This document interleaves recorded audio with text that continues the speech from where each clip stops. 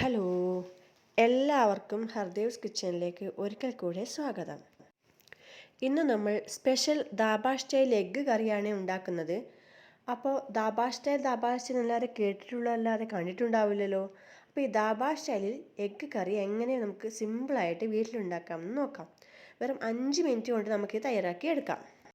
അപ്പോൾ ആദ്യം തന്നെ ഒരു നോൺ സ്റ്റിക്ക് പാനിൽ ആവശ്യത്തിന് എണ്ണ ഒഴിച്ച് കൊടുക്കാം. നിങ്ങൾക്ക് കോക്കനട്ട് ഓയിലോ സൺഫ്ലവർ ഓയിലോ ഏത് ഓയിൽ വേണമെങ്കിലും എടുക്കാം. ഇതിലേക്ക് 2 ഉള്ളിയും ഒരു പച്ചപ്പറങ്കിയും അരിഞ്ഞത് നന്നായി മിക്സിയിൽ അടിച്ച ശേഷം അതിലേക്ക് ചേർക്കാം. ഈ എണ്ണയിൽ പൊരിഞ്ഞ് നന്നായി വഴറ്റിയെടുക്കാം. ഉള്ളിയുടെയും പച്ചമുളകിൻ്റെയും പച്ച ടേസ്റ്റും പച്ചമണവും മാറുന്നത് വരെ നമുക്കിങ്ങനെ എണ്ണയിൽ നന്നായിട്ട് വഴറ്റിയെടുക്കാം. കുറച്ച് സമയം കഴിഞ്ഞ് ഈ ഉള്ളിയുടെയും പച്ചപ്പറങ്കിയുടെ കളർ ഇങ്ങനെ മാറാൻ വേണ്ടി തുടങ്ങും. ഒരു ബ്രൗൺ കളറിലെത്തും.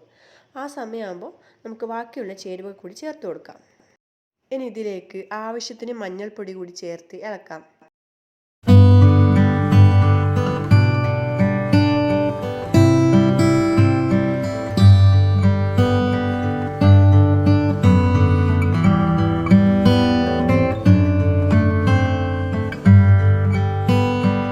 ഇനി 1/2 ടേബിൾ സ്പൂൺ മുളക് പൊടിയും 1 ടീസ്പൂൺ കുരുമുളക് പൊടിയും 1 ടീസ്പൂൺ മല്ലിപ്പൊടിയും ചേർത്ത് കൊടുക്കാം.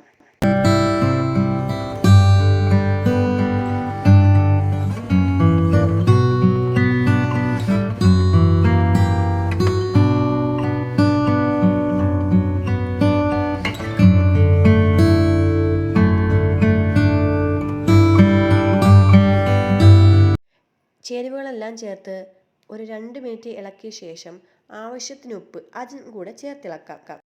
ഇനി ഒരു 1/2 ഗ്ലാസ് വെള്ളവും കൂടി ചേർത്ത് എല്ലാം കൂടി ഒന്ന് യോജിപ്പിച്ച ശേഷം ഒരു 3 മിനിറ്റ് വേവിച്ചെടുക്കാം.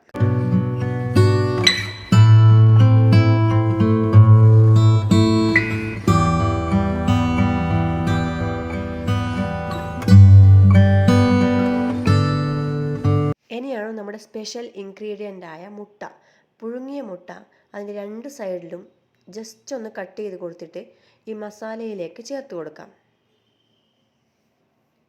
നിങ്ങൾക്ക് വേണമെങ്കിൽ ഇനിയും മുട്ടയെടുക്കാം. ഈ മുട്ടയുടെ എണ്ണം കൂടുന്നതിനനുസരിച്ച് ഗ്രേവിക്കുള്ള സാധനങ്ങളും കൂടെ കുറച്ചുകൂടെ കൂട്ടിച്ചേർത്ത് നമുക്ക് ഈ മസാല തയ്യാറാക്കി എടുക്കാം.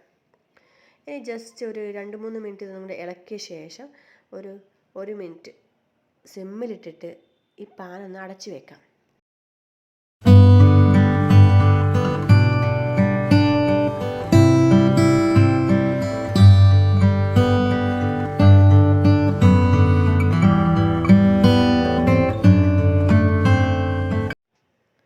അപ്പോൾ നമ്മുടെ ഈ ദാബ സ്റ്റൈലുള്ള എഗ് കറി, ഗ്രേവിയുള്ള എഗ് കറി ഇവിടെ റെഡി ആയിട്ടുണ്ട്.